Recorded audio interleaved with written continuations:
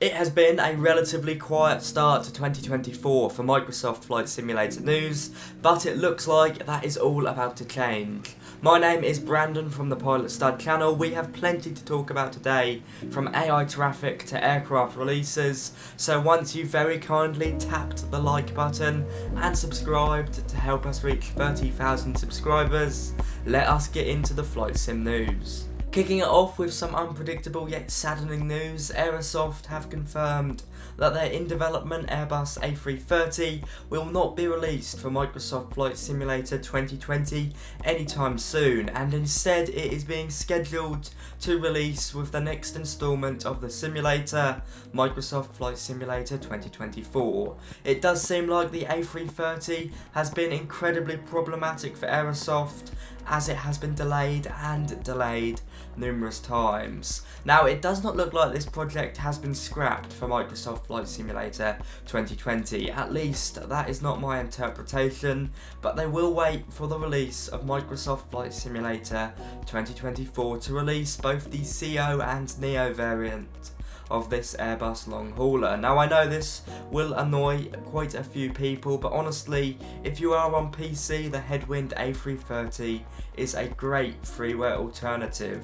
The Aerosoft team have not provided a reason behind this change. It could be anything from licensing to needing more time. I have no idea, but it is not the best news, seeing as they plan to release it alongside Microsoft Flight Simulator 2024. To me, it could be a new partnership with Asobo, but that is purely speculation. From some bad news to some great news, the highly anticipated World Hub is getting closer to public release, as a few days back it entered closed alpha, meaning that certain members of the sim community will be testing this out as I speak.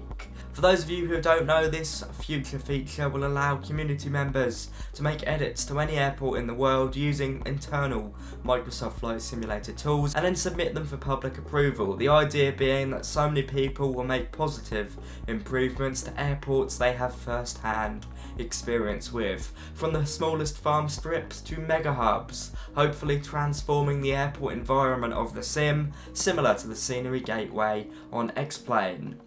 This tool should bolster the realism of Microsoft Flight Simulator 2020 if it is executed in a way that means only the best improvements are incorporated into the sim, and for that reason I am greatly looking forward to it. Next up, BeyondATC. For those of you who don't know, this is an upcoming payware AI-powered ATC solution that adds incredibly realistic interactions between you, the pilot, and ATC. But it will also act as a traffic injector, as the video previews show on the screen now.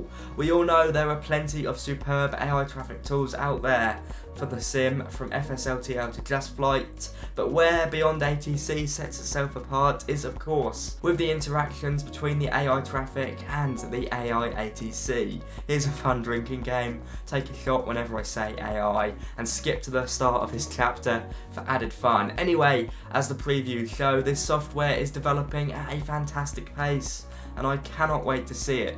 I tried it out at FS Expo last year, and even then, in its early state, it was great fun, and it just seems to get better and better. Sadly, it will be PC only, but from what we've been told, it will be affordable. Please do check out BeyondATC's YouTube channel, because they preview this application on there frequently, and it looks absolutely superb.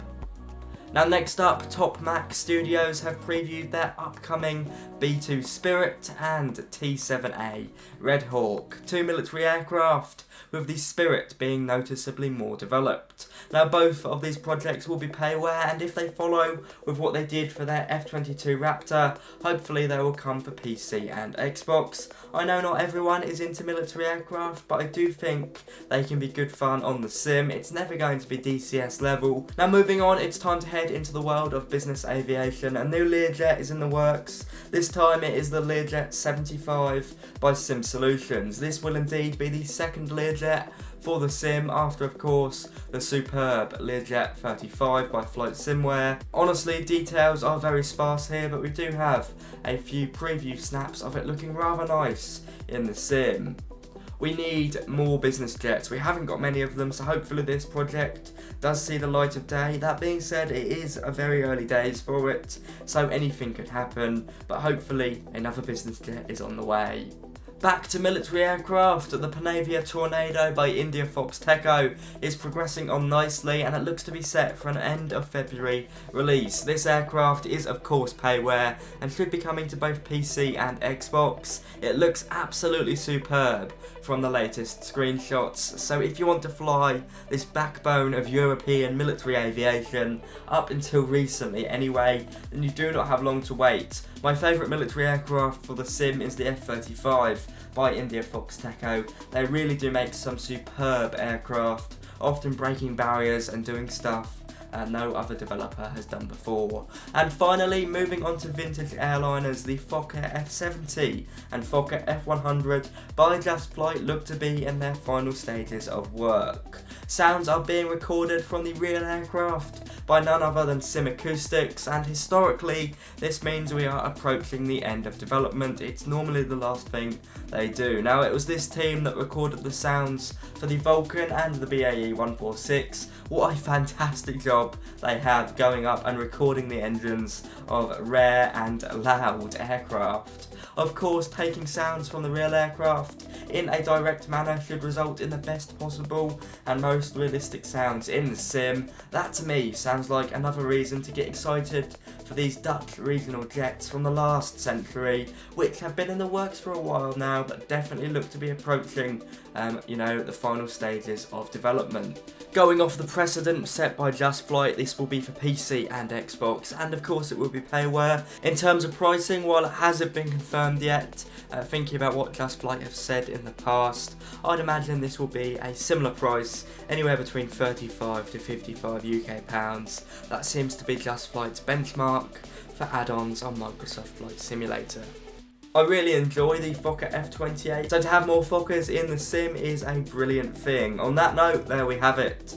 Thank you so very much for watching. It's always a pleasure to keep you up to date with the latest and greatest Microsoft Flight Simulator news. If you did enjoy, be sure to like, comment and subscribe. It means I can continue to make these videos for you guys. But with that out of the way, happy flying and bye bye.